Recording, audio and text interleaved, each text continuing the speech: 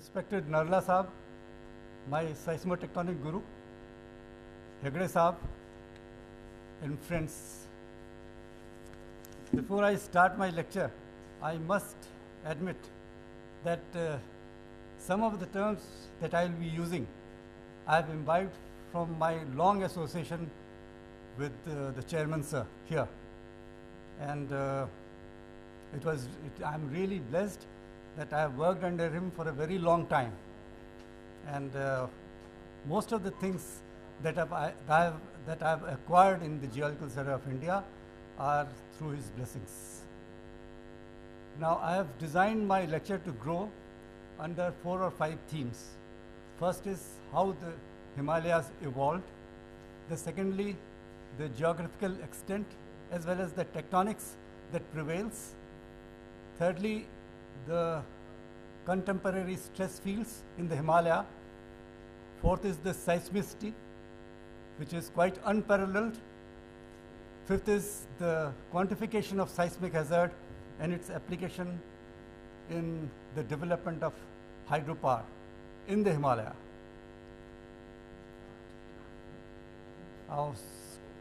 Some of you may be aware of this model of the Himalaya, that the Himalaya came into being by the continued collision of the Indian plate with the soft underbelly of Eurasia, thereby uplifting the Himalaya as well as the Tibetan Plateau to great heights and deforming the Asian interior to an extent of about 3,000 kilometers further north. The ranges of northwest frontier province, Afghanistan, Baluchistan, Myanmar, Malaysia, and Indochina belong to the same great series of stresses and earth movements as that which produced the Himalaya. So, this is the Carlsberg Ridge, and this is the zone of separation. And this has enabled the Indian plate to move north, the Indian plate as well as part of the Arabian plate to the north. And this is the stage when the Indian plate collided with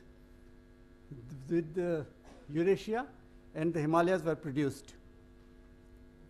Now, I've gone through several models which explain the evolution of Himalaya, and the one proposed by Messier in 1984 is most convincing as far as I'm concerned. It starts with the subduction zone, which occurred at 85 million years ago. At that time, the oceanic crust was subducting below the continent of Eurasia, and an arm of the Neo-Tethys Sea was intervening between the two plates. Then came the stage of abduction, and at that stage, the Indian plate was still some 2,000 kilometers away from the Tibetan margin, and this is the stage when most of these ultramafics came up, and you get a series of these ophelites, not only in the Indian subcontinent, but engulfing or encompassing the Arabian plates also. Third stage is the stage of collision, and this is the stage when the Himalayas started rising. And at this stage, which is about 45 to 50 million years, apart from the Indus suture zone, one very important element started developing, that is the main central thrust. And at that time, almost the entire arm of the Neo-Tethys Sea was lost, and the two continents had come together. And this is the final stage and the contemporary stage, and we call it as the collision, which is dating back to Miocene, Pliocene, and Quaternary times. Here, the Himalaya, particularly along the MBT, the main boundary thrust, it has come under a stage in a compression stage, and further north in the Tibetan Plateau or in the Trans-Himalayan zone, we have a development of huge linear grabens, which are zone of extension, as you can see here. And this is because of the indentation of the Indian plate with the Tibetan plate. Now I'll come to the geographical extent. We have got this Tarim Basin, the Pami Plateau, where nearby one earthquake has occurred yesterday, and the tremors were felt right in Delhi itself. Then we have got this North Tibet, South Tibet, which are separated by a very prominent tectonic zone. Then we have got the Himalaya, which are intervened by the Indus suture zone. So on the west, it is demarcated by the Indus River, and in the east by the Siang River, which skirt around two majestic mountain ranges. One here is the Nanga Parvat, and on the east it is the Namcha Barua. So this is the geographical extent of the Himalaya, but you can say seismotectonically we include the Mishmi block as well as the Shillong Plateau region, because they belong to the same stress regime.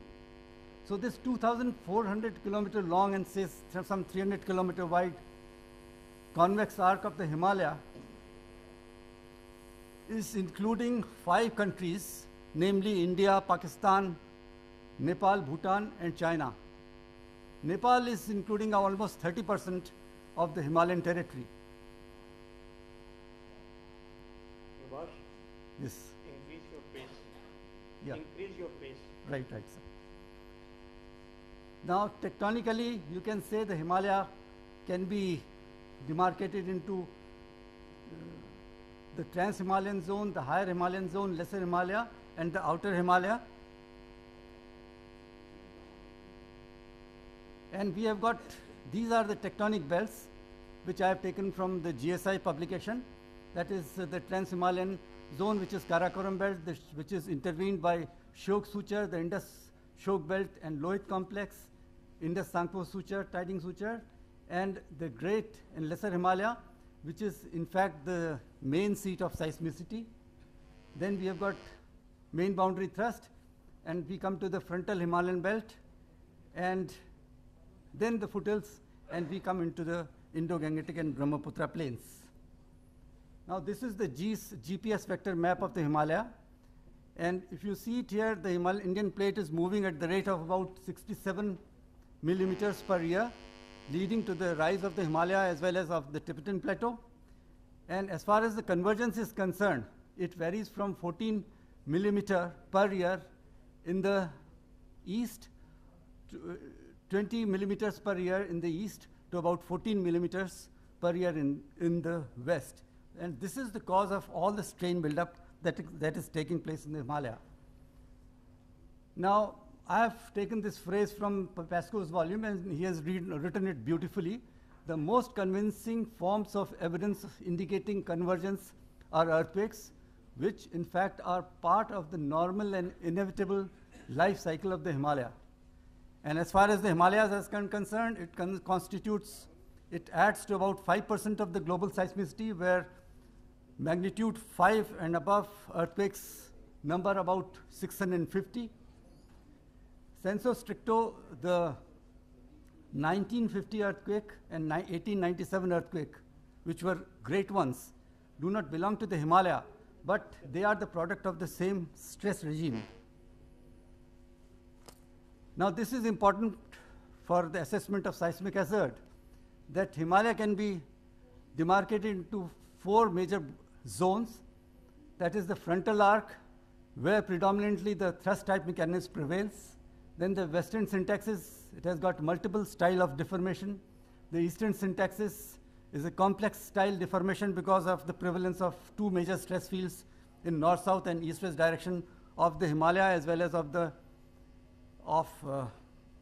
Indo-Burmese arc. Then we have got the Trans-Himalayan zone, as I have already explained. It shows the normal type of mechanism. Can we have the lights off, please? Now, I'll take the frontal Himalaya, because most of the hydro projects as well as habitations are located in the frontal Himalayan zone. And if we start from the west and come to the east, we have got an array of about 10 earthquakes measuring more than 7 in magnitude. And this is a huge release of seismic energy in the last 120 years or so. The most recent one is, of course, the Dogra earthquake of 2015. And this has been explained very nicely by Sieber and others, can see the main earthquakes are nucleating along a detachment surface, which I have shown it here in the red. And this is the locale where this present Nepal earthquake also was located. Then I'll briefly touch upon the hydropower potential of the Indian Himalaya. Now, these are the Himalayas, which I've already said. The southwest monsoon, after unloading its moisture content or precipitation, unloads its moisture in the southern face of the Himalaya, and very little is able to sneak through the valleys and gorges and passes on the other side, that is in the Tibetan Plateau, and that is known as the cold desert. And that's why the Himalayas are blessed with huge moisture content.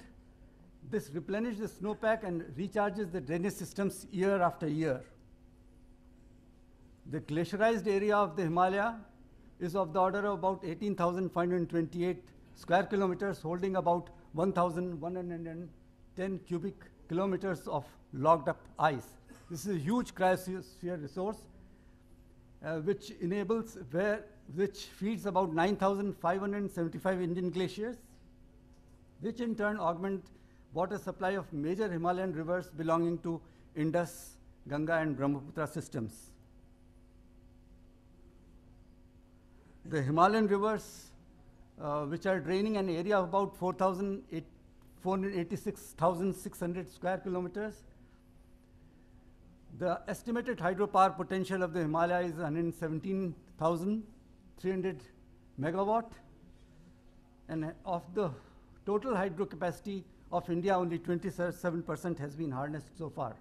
And this is just a table giving, and what I want to emphasize here is that Arunachal Pradesh is the richest as far as hydropower potential is concerned. The estimated power potential is of the order of about 50,000 megawatt, and of that only 0.8% has been tapped so far.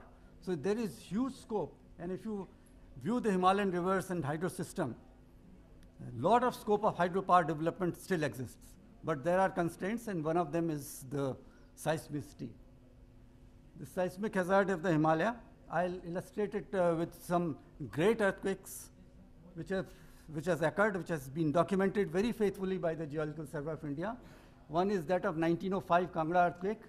This was the level of damage. Here, the earthquake has been assessed to be of 8 magnitude, or MW 7.8, and the epicentral intensity was of the order of about 10. This is the 1934 Bihar Nepal earthquake of 8.3, and this is the sort of damage that has been recorded.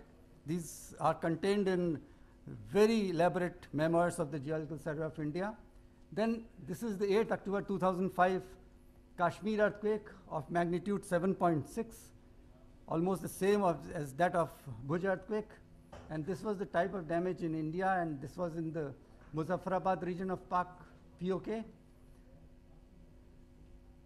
And huge number of landslides are concerned, and often we try to overlook the landslide problem as far as the development of hydropower is concerned. We are mostly bothered about the seismic shaking effect, but what would happen to a structure which is located in such an environment in case of a great or major earthquake in the Himalaya? So we should be very careful about this. This is the recent 25th April 2015 Gorkha earthquake. This was in fact my 15th earthquake investigation, and I got an opportunity to see the site for myself, and this is the type of damage to even one. This is in Kathmandu, and it was referred that some of the strong motion recorders, they have recorded very high accelerations, spectral accelerations at 4 to 5 seconds, which is quite unusual. But in the 1934 memoir of the Geological Survey of India, the geological aspect of this anomaly has been explained to some extent, that wherever the rock comes up, the acceleration decreases, and wherever there is a thick pile of loose sediments, the acceleration increases phenomenally and and this is how the damage has been very, very selective. You can see some very good structures collapsing like this, whereas many of the other structures, they have remained unscathed. Now this is the isoseismal map of this Nepal earthquake, and I want to emphasize 2-3 important points here. One is the distinct attenuation across the Himalayan trend. Means this versus this ratio is almost 2.5 times. And this has happened in most of the Himalayan earthquakes. So it has a lot of bearing on the attenuation relationships that have been derived. Means in attenuation relationship, we are dependent mostly on the distance and magnitude. And if you plot it, then it comes to a circular area, which is not so. It is highly elliptical in most of the Himalayan earthquakes. So any attenuation relationship which has been derived on the basis of empirical relations is likely to be faulty. Then third is the scenario earthquake. We have got a tendency to implant, say, major earthquakes of 8 magnitude, and then we try to assess the damage. This has been the recent trend, but what I want to emphasize here, that if you go across the Himalayan trend, where most of the habitations like that of Delhi or Patna or Varanasi are located, there the intensity would be reduced to such low level that the scenario earthquake that we implant would not have much significance. And lastly, the alert system. We are trying to develop alert system that is based on the difference in shear wave velocity and P wave velocity. But when you come away, say, about 100 kilometers or 200 kilometers, the energy of earthquakes would be diluted to such an extent that it will not be of damaging proportions. So these aspects have come to light by the study of not only this 2015, but earlier the earthquakes also. Now this is the PSHA map of Northwest Himalaya, where the accelerations for 2,475 years, that is the MC level, maximum credible earthquake level, varies from 0.616 to almost say 0.38 G. In the northeastern region, it goes up to, you can say, 0.58 to 6.6 G. And these are the source effect, the transmission path, and the site conditions. And they ultimately boil down to the attenuation relationship as well as aspects of microzonation. I'll go through it very fast. And for hydroelectric projects, we have got very elaborate and very meticulously prepared guidelines for site-specific seismic studies by NCSDP. And what they want is regional geological and seismotectonic evaluation, local geological setting, evaluation of site-specific parameters, which include recommended response spectra for MC and dB levels, recommended horizontal and vertical seismic coefficients, and then the acceleration time histories. Now, we have done studies for one of the projects in Northeast India, and I'll just go, as seismotectonics people, our main job is to identify the reliable seismotectonic zones. So a lot of experience and knowledge base is essential for demarcating these seismic zones, where we try to give parameters such as the Mmax value, the A and B values. And these are the essential inputs for any PSHA or DSHA analysis. And these are the deterministic and probabilistic results. And we take the average of these for computing the response spectra. And these are the typical design accelerogram along with velocity and displacement records. These are the inputs that have to be given. And these are for various damping ratios, 2, 3, 5, 7, 10, and 15. Generally, we give for 6 damping ratios. And then I'm lastly coming to some of the case studies. I've gone through literature, and 87 major dams have failed so far since the records exist. And these are the major causes. One is the meteorological, then geological, and then anthropogenic. And among the meteorological, it is the heavy rains, heavy floods, cloudbursts, and so on. Among geological, which is of great significance, is landslide and landslide overtopping, earthquake-induced landslides, liquefaction, and so on. And anthropogenic, the list is quite long. It includes even deliberate failure and even sabotage. Now, as far as the geological reasons are concerned, we have seen in case of this 7.6 magnitude Bhuj earthquake that as many as 157 dams came under great distress. And some of them failed totally because of lateral spreading induced by liquefaction. This is the state of of a dam which is located somewhere here, the Chang Dam, and this is the deformation profile that we are seeing. This is the original profile. So we have to be really very careful while assessing the ground conditions. Then this is a very classic example, and I think the only example where the deformation of a dam has taken place because of movement along a fault. This is Xingang Dam in Taiwan. It's a 25-meter high concrete structure for flood moderation as well as irrigation. And what happened to this dam is like this. A fault passes like this, and there was a displacement of the order about 10 meters. And, 10 meters, and this is how the dam failed. Now they have preserved the structure for posterity to show that how. Now, so it is very significant to see how important are the geological investigation for any hydroelectric projects. Not apart from the shaking effect, these are the active structures which can be induced by any large earthquake.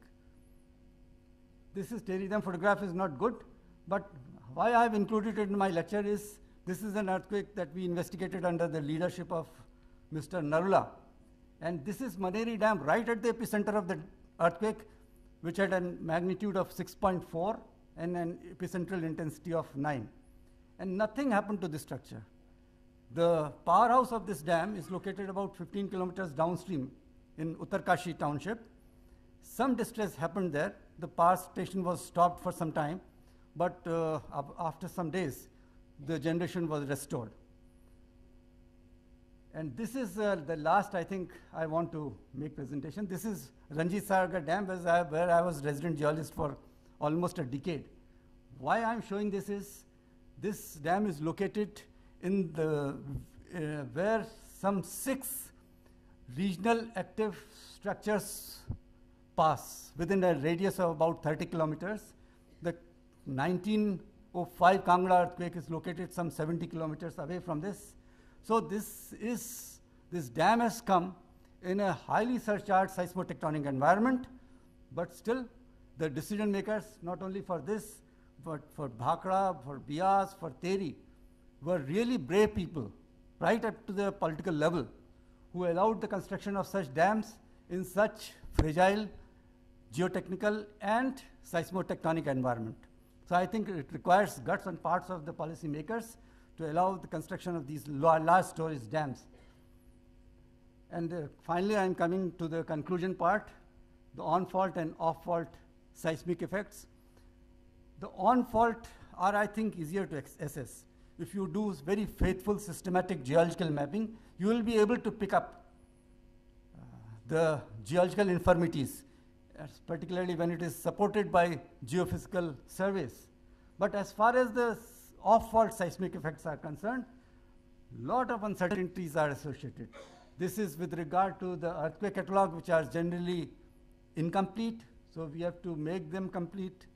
Then the source zone definition in terms of Mmax, A and B values, they are highly, you can say, tentative. So we have to do lot of assumptions. Then attenuation relationships, as I have already pointed out earlier, and the crustal structure is quite unknown. So what velocities we are considering is really a matter of judgment. So ultimately, I will end that lot of professional skill is required, as well as a sense of judgment by a group of people who have seen the earthquakes, who have felt the earthquakes, and who know about this science. Thank you very much. Thank you, Prabhas. I wish you spend another 5 minutes.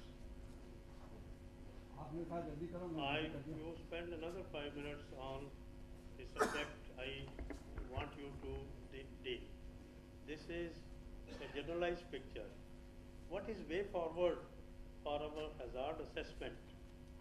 And where are the lacunae? And what is the future research which should be guided? Few minutes. I can attempt.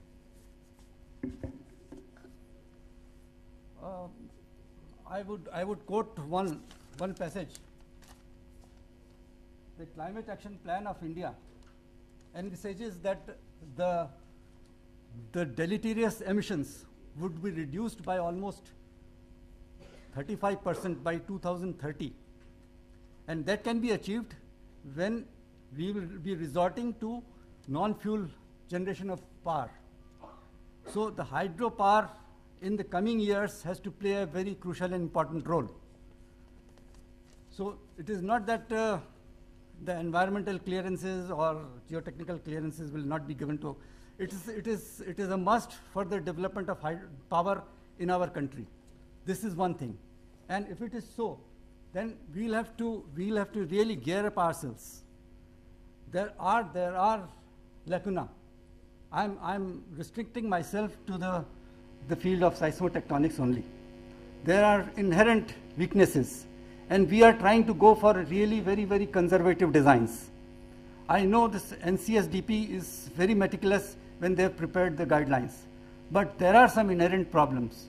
Means when we are doing some site-specific studies, we come out with some seismic coefficients for different levels of hazard. But there is a veto that you can't go below this value. Means supposing for zone 5, if our values are coming, say, seismic coefficients are coming, say, 0.2 G, but for zone 5, it is mandated that you have to go for 0.24 G. It has to be upgraded that way. So this is one of the lacuna, and where we will have to sit again, and we will try to devise. One more thing which I have forgotten to tell here, and if I am permitted for another 1 minute, is that the Himalaya is about 2,400 kilometers long. But it is not one geological or seismotectonic entity. It is divided into several discrete seismotectonic blocks which restrict the capacity to accumulate strain and which defines the seismic capability of each block. So if somebody says that why you have not designed your dam in the Himalaya for a 9 magnitude earthquake, you can very well say that in the continental region, 9 magnitude earthquake practically cannot occur because of the seismotectonics, because each block has been sliced into smaller volumes, and that's why it limits the generating capability. So these are some of the issues that we will have to address. And lastly, I would like to say that we understand the Himalaya to a very little extent. Otherwise, it would have been possible for us to predict earthquakes. And we are far away from that goal.